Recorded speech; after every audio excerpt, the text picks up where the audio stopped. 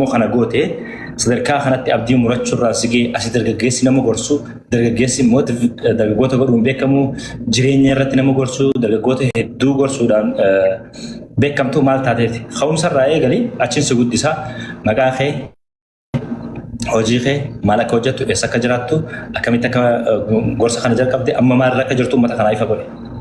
Okay. Hayyee galatoomii niitoorkiin adinaaniin ala gabbee booka jira beeta.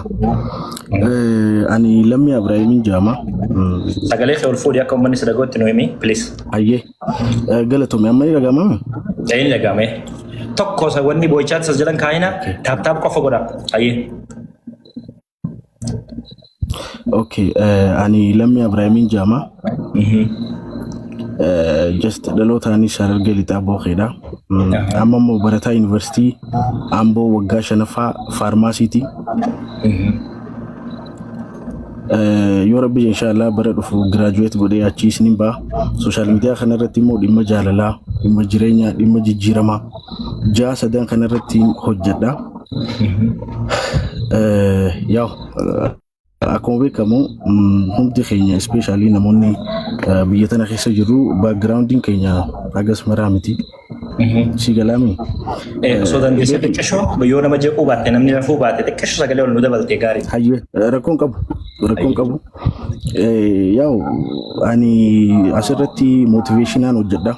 Especially dargaggoota irratti kaayyoo akka qabaatan, mul'ata akka qabaatan, maallaqa akka qabaatan, jaalalaanis yoo ta'e jaalala akka baran, onnee miidhamtee akkamitti akka fayyitu, riisarchii garaagaraa godhee kitaaba garaagaraa dubbisee barumsa cinaatti sa'aatii silaa jechuun ittiin baradhuun alatti yeroo itti fayyadamee especially ani xiyyeeffannoo kiyya guddaan dargaggoota maaliif jennaan dargaggeessi tokko mana tokko keessa hojii jijjiiramee maatii guutuu jijjiiruu danda'a. Dhugaa. San irratti hojjedha. Osuman hojjedhu waan kana gaafa eegaluu jalqaba telegiraama irraan ture.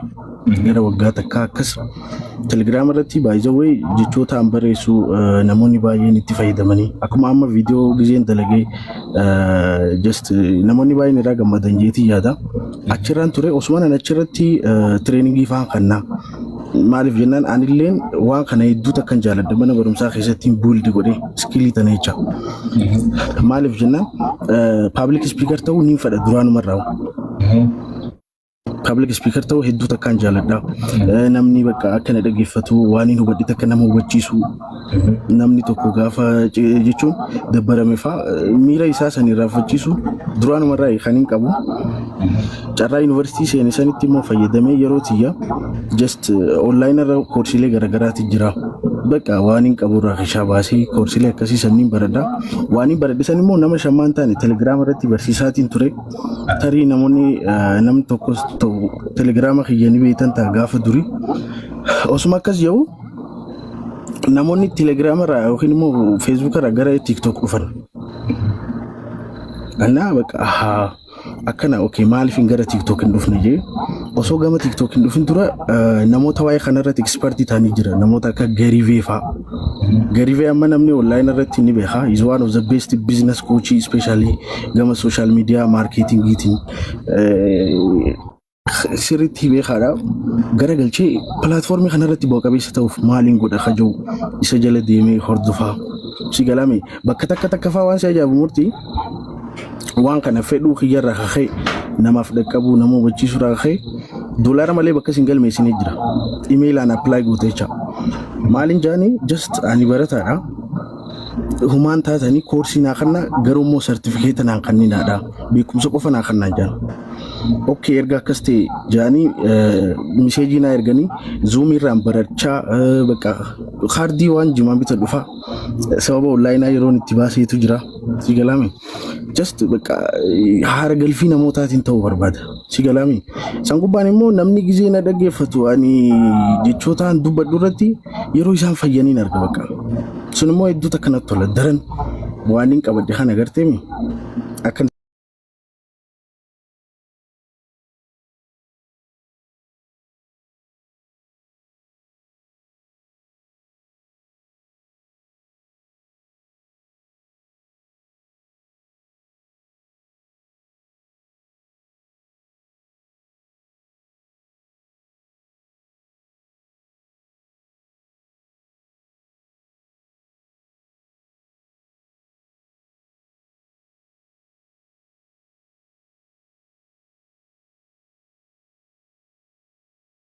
bilbilan qabu footoodhaan hin hojjechuu eegale. Just sagalee ni waraaba. Sagalee yeroo takkatti bakka hedduu faa waraaba achi booda suuraa Google irraa itti buusa. Silkiin hin qabu Infinix qarshii 9,000 jecha. Ni jirti ammaa silkiin sun. Silkii sanii ni waraaba sagaluma xiyyaatti bareedaa namni bakka lammii eenyu akka ta'e hin beekani. Sagaleen uftee vaayiraala baate. Niin hojjedhaa waan si ajaa'ibu osoo guyyaa takka fuulli xiyya mul'atiin sagalee san qofaan footoo osoo Google irraa itti buusu. Silkii Infinix immoo ni beekta. Gizee akkana gattu sa'aat akkasii teessifti. Viidiyoo mooloo baasuuf. Osoo akkas jiru 200 seenee osoo namni tokko bakka fuula xiyyaa waan hin beekin jecha. Bakka akkasiin ta'ee boqonnaadhaaf biyya galee bilbila nama harkaa qabu kana namnummaan 4-5 tokko akkana bar bilbilan qabu please waan kana natti nusinaa jee itti himadhe namnummaan 4-5 tokko namarraa naa bitee bilbila kana jee osuman deemu just ammammoo eebbifamuudhaaf beeki dhiyaachuutti hin jiraanna barataa gizee isaatummoo gaafa eebba dhiyaattu wanti akka malee siyaachisu jireenya eebba boodaati bakka. Maatiin akka amma yuunivarsiitii teessee akkaawuntii namarratti ergattu kanaa miti. Si galaami sirraa eega. Duraan siitu namarraa eega. Yeroo kana immoo ani boolla takka qotachuun qabu gabbehee waan takka jechuun taa'ee eeggachuurra just ani ammarraa itti of qopheessee si galaami itti gaafatamummaa ofirra kaa'ee daarikshina silaa ittiin deemuu barbaadu sanirra deemuun qaba jee murteeffadhee yeroo rabbii immoo akka malee deemte natti. Amma jaajaa qofan qabaan. Kaza kitaaba tokko eegaluun qaban ji maaliif kitaaban eegalee akkasii hayyee eegalee kitaaba sanillee rabbiin alaaffisee amma bu'aa xiqqoo qofaatu hafe garuu osoo deemuu maaliin dhabee murtii bakka mooraaliin dhabe hojjechuu malee ni jiraami namni tokko bar gaafa hojjetu qalbii teetirraa hojjeta jechuun qalbii teetiif nama dalagaan hojjetu asirratti nama viidiyoo tiyya dhaggeeffatee gammadu caalaa jalqaba anaatu gammada. Garuu waan hedduu takka yaadu eegalee bakka poodkaastii eegaluun barbaada. Amma jarri ni qaba jarri bakka teeraappiitti kannan bakka dargaggoo itti abdii kutatee itti wallaanan si galaami. Yaa Daawit Diriim Seentarii yoo beektatee beeku Inspire Itoophiyaa afaanis ni jiranii. Bakka dargaggoota ispeeshaalii immoo irra caalaan dargaggoota faamilii puurii ta'erraa dhufne beekamaadha. Hedduun keenya akka taane biyyee nyaanne. Jireenya asiifachi nu qabaatuma dhiibachaa oloo baane malee namni haalli mijatee fi achi gubbaa bahu jiru. Yeroo baay'ee olaalte immoo nama mul'ata qabu hedduun maallaqa hin qabu. Bakka rabbiinis gisa takka maali mul'ata guddaa tokko si harka kaa'eetti maallaqa si dhorga karaa itti maallaqa sana argattu barbaaduuf jecha. Haa ta'u garuu huleen tun hundi beeki gaafa barataa taate si banamti. Gaafa barataa taate immoo faamiliin ta'e uumaan qabne faamilii adda facaatu taate ba'aan dillii tun hundi sirratti deebite. Si galaame amata 20 taateeti akka nama jaarsa amata 50 yaadda jecha ba'aa sirra jirturraa kaka'e. Kanaaf wanti kun ani riibana dhoorge ispeeshaalii ergan boqonnaadhaa galee booda bakka yaaduun eegale. Kitaaba kanallee inni dabbarii bakka jechuun akkanatti itti lafee yoo ni dhabe yoo nama manaa laalu. Ifiin sodaadhe bakka ani beektaa. Ifiin sodaadhe akka malee bilaash yoo ni lafee viidiyoo hojjechuutti jira shaayyee namni illee na beekaa gin poteenshaalli xiyya kanaa miti kana caalaa seentara tokko banee si galaame istuudiyoo keessa taa'ee nama fayyisu wallaanuun fedha.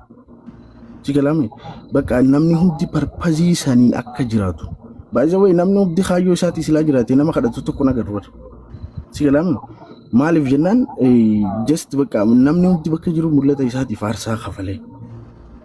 Kaayyoo silaa jiraachuu qabu saniif waan ta'u yoo ta'e nama komachuu dhisee ni deemta. Rakkoon immoo akkam si gootti ni beektaa? Rakkoon tokkoffaa nama si kanniti. Si galaame nama dura si dhaabdi. Lammaffaa immoo akkam ni beektaa? Umrii ta'e malee humnaa walakkaatti yaaddu si gootti. Umrii ta'e malee yaadda bakka. Si galaame maaliif qaawwa hedduu tokko si mul'ata? Qaawwa san namalee namni biraan cufuu gaafa jettee bakka boolleetti dhumtu boolleetti rakkina san jalaa dhokattu barbaadachuu qotachuu eegaltaa jecha. Saniif ani wanti viidiyoo san dalageef just abdii kutadhee kaniin jee dandeettii bakka amma fakkeenyaaf murtii akkamiin beektaa? Wallaahi sirriin dhagaa nama tokko gizee inni hospitaala galee ni dhukkubame ni dhukkuba bar hospitaalatti namni ni dhukkuba namicha san dhibdee san jalaa baraarta ani fayyaa guutuun qaba garuu immoo mul'ata kiyyanaa baraaraadha bakka kana caalaa hojjechuun danda'a sababa maallaqaa dhabuu bakka jechuun ibiddina enerjiin keessa jirtu tun akkan duunidha sigalaam namni hundi bar humna nama meeqa jirtu qabannee jiraanna paawara ittiin nama meeqa fayyadnu qabannee teenyanna osoo mul'ata gaafiin biraa viidiyoo kanarratti hojjatte wantoota meeshin goote qabda maali ammatti barumsa keessatti jirta kitaaba barreessuu jirta akkasuma immoo deebitee gama tokkoon dargaggoota gorsuu jirta viidiyoolee hojjetu jirta miidiyaa kanarratti namni hundi si arga gaddaa ture warri keessaan si jaalatu viidiyoo keetiin mootiif ta'aa turan akkasuma hamilee horachaa turan biyya garaagaraa manneen hojii garaagaraa keessa ta'anii kan viidiyoo kan keelaalantu jiru jalallee jiru bileen kan kee kuni ammatti specific gootee wanta na barbaadu fedhiin ilma namaa daangaan qabu dhugaa wantoota achirratti meeshin gootisan thank you so much Sadiq ya sila leenca xiqqaa tokko irratti kan na dhaggeeffadhu karaa ittiin si gargaaruu danda'an wanti immoo specific gootee kanaan na barbaachisee ta'e obboleeyyan kee asirra jiran kuni miti nama akka keetii kutannoo qabu murannoo qabu dargaggummaa kanaan hojjedheetiin jijjiiramuu danda'a jiru dhiisi kabiraatu ni gargaaran si galee ani gaafan viidiyoo kan keessan argu shook dinte warri as jala Sadiq ol baasee Sadiq ergeefin ture bakka hojiitiin jira jeenaa deebisee jira dhageessanii isin immoo koppiling taap share godhuun dagatina karaa giftitiif waan barbaadan kan dhufin dagatina baafachuun dandeessaami namni akka isaaf mijatuun karaa itti si gargaaruu danda'u hundaanuu qophii maaltu si barbaachisa koompitara takka jettee maal achirra maqaa dhooyte meenuu himi waan sana yaa ani ammatti wanti na barbaadu just bilbila bareedaa tokko YouTube irratti waan kana hojjechuun barbaada waan ta'eef bilbila maayikii bareedaa just teebila bareedaa mana tokko kan keessa taa'u si galaami kireeffadhee haguma boqonnaa amma almost around ji'a 3 kan ta'u searchi kiyyaas hojjetaa waan kana bakka hojjechuun fedha si galaami ji'a gannaa kana bilaash lafa taa'ee kanuma mirqaanii taa'uun fedhu na materiaala kana guutanaan waan takka anu wachiboota biyyee nyaadhee niin deemaa gan deemu si galaami okay thank you so much bilbilli bareedaan tokko qarshii meeqa fakkeenyaaf obboleeyyan kee nama 2,500 jira qarshii kuma takka takka yoo si kannan bilbila si bitu amma asitti akkaawuntuma keetii irratti makuma keetiin bilbila qarshii meeqaatti fakkeenyaaf waan namni waan guddaa hawwa maybe iPhone guddaa hawwuu dandeessa garuu bilbilli viidiyoo na waraabsisee ittiin hin dalaguu danda'a yeroof sanbooda fi xiyyaafin tattaaffiin guddadhee YouTube irraa harkadhuun guddaa biratti jijjiiramettee addu ammaa sii ta'u bilbila hagam takkaati. yaa bilbila iPhone bilbilli viidiyoodhaaf barbaachisu kwaalitiidhaaf illee bareeda bakka asirratti edit godhuuf illee just iPhone nama naataati rakkoon qabu gatii shiitii sin beeku iPhone ni takka qarshii jechuun amma iPhone 13 Pro Max dhaan hojjetuu ni dandeessa maaliifin kana siin jee iPhone amma xiqqarraa yoo haate irra wayyaa jechuufin siin jee yeroo duraatiif bilbila xiqqaan Infinix qabatu jirta mee waliin guddisnu iPhone uma 13 Pro Max hasii goonu akka fakkeenyaatti kiraan mana tokko qabaatii lamaa qarshii meeqa mana ati stuudiyoo godhattee keessa teessee hojjechuu dandeessu tokko stuudiyoon tokko meeqa kiraan isaa yaa no problem bakka ni ta'a rakkoon qabu okay iPhone tanaama fakkeenya akkuma fakkeenyatti humna dhibbattu yoo qabne irraa xiqqaan baanaa beek humna dhibbata kan yoo qabne kiraa manaa keetii fi taabileeta illee mee keetti deebinu haa ta'uti ammaaf wanni si barbaachisu kana akkaawuntii mataa keetii kan uummanni si jaalatuu fi si dhaggeeffatu si daawwatu kun guddina kee hawwu irratti si gargaaran obboleeyyan kan kee ni qabdaa kan mataa keetii baankii daldala Itoophiyaadha. Ni qabee okay thank you so much kuma tokko 223 kuma tokko 223 jechuun akkami 223 223 80 92 maqaan eenyu Lammii Ibrahim Abdullah okay akkaawuntii kana asirratti arguu jirtaa yaa ni mul'ata tole ulfaadhu baankii asirratti agartan hin barreessinaa kaas jalatti rakkoon teessan maali as jalatti hin barreessinaa akkan cufuun godhinaa koomentii please hundi keessan qofanaa godha akkaawuntii nama as jala barreessee mute naa godha warri mooditaraa hin barreessinaa kalas ifee isinitti himne namni immoo laal anas ta'ee lammii jaalattu as jalatti koomentii jalatti hin barreessinaa akkaawuntiin kaa asirratti agartan kana 1,122 38 duwwaa takka duwwaa 9 2 kaa agartan kana obboleessa kan keemee namni kuma sadeen kun qarshii kuma takka takka galchaaf guddaan galchina kaammoo nan qabeet kuma kudhanis kuma dhibbas digdamas galchiif bilbila tokko binnee fi na jabeessa hamilee dhabee miidiyaa kanarraa galuuf hin deema walumaa galatti abdii xiyya murachuuf hin deema kitaaban barreessu jira motivational da annami barataa bara kana eebbifamu maatii harka qalleeyyii yookaan adda facaatirraa hin dhaladhee abdiidhaan kutadhee jee viidiyoo waraabee gadhiisee namni hedduun sarpiraayis ta'e gaafa waan san argu amma mee haasaa keenya guddaa caala kuma takka takka fakkeenya mataa kiyyarraa ka'ee ani amma lammiidhaaf qarshii kuma kudhaniin akkaawuntii irra galchaaf isin duratti waadaa galaaf isin qarshii kuma takka takka hundi keessan qarshii kuma takka takka akkaawuntii asirra gartan kan irra galchaaf mee namoonni giiftii keessaa qabdan leenca dandeessu xiqqaa dandeessu qurxummii dandeessu monigan dandeessu asirratti mootiif lammii kana hamilee isaa haa eenyu fi akkaawuntii kana irra galchaati yes thank you so much laal akkanatti isiniif jirraa nama bar ka fayyaa hin qabnes ni gargaarra nama fayyaa qabu akkanaa ka jabaatee karaa deemu beeku waan hojjetu beeku dargaggoota hamilee ta'u kana tumsaamee hundi keessanuu at least ka isinirraa fagoo ka maaleen keessan turee isa dhaqqabu giiftiidhaan ni baafattaami giiftillee baafachuu dandeessaami thank you so much so isin hundi keessa waan keessaa qabdaniin bar yeroo tokko tokko waan tokko tokko bakka itti goonu osoo beeyne gaariidha beeka mee akkaawuntii tanarratti hundi keessan kuma takkaan kuma kudhanii kuma diidama waan dandeessan amma as jala namoota gurguddaa jira abbootii qabeenyaa jira dargaggootaa jira barataa barsiisaa hayyuu fi dargaggeessa osoo hin jenne waan keessaa qabdanirra waanuma boruu yeroo takkaaf wacii gootee laaqanaan nyaatturraa qarshii kuma takka takka yoo asirra galchineef isa jijjiirre nuti namni humni takka qofni yoo kuma takka takka galchineef qarshii kuma dhibbaa bilbila binnee fi naa hubadhaa. Mee kuma san keessa anaa tokko ta'aa jee akkaawuntii irratti galchiitii na galchiise akkasittiin isin beeku. Haganan galchee dhufe nama naan jedhu as jalatti arguu fedha oliin galchallee asittillee yoo isin ol galcheetiin namni dilee kanarratti gaalatoo mallee isin hin jenna. Mee nama qarshii kuma 20 nu galchee akka ajaa'ibaatti kuma 2 kuma 20 kuma 10 kuma 100 waan qabdan jechuudha. So please karaa giiftii illee mootii mucaan kana hamilee isaanii eegaa fi egaan akkanumatti nama qabanneen dhufnu ni beektanii. Namoota ijoo akkanaa kana qaroo dhalootaa ta'an kana jajjabeessuun barbaachisaadha. Silaa kun akkuma biyyaattu nama tokkicha qaban ka gargaarratanidha hundi keessan ni beektanii mee nama dhugumaaneen isa jaaladha jiru ka giiftii kannee fi nagarsiisu tokkoon barbaadu waan hamilee teenya mana kanatti teenyee haasofnu kana isumaa hamilee isaa eegu. Thank you so much warri as jala jirtan kan dhaggeeffachaa jirtan kan copy-link share godhaa jirtan 400 500 kuma galchuuf jira akkaawuntiin taasirraa agartan maqaan eenyu jettee? Lammii Ibrahim. Lammii Ibrahim. Okay, akkaawuntii aappii galaati aappii ni qabdanii aappii keessanirra gala kuma tokko 22 38 duwwaa takka duwwaa 9 2 baankii daldala Itoophiyaati Lammii Ibrahim qarshii kuma takka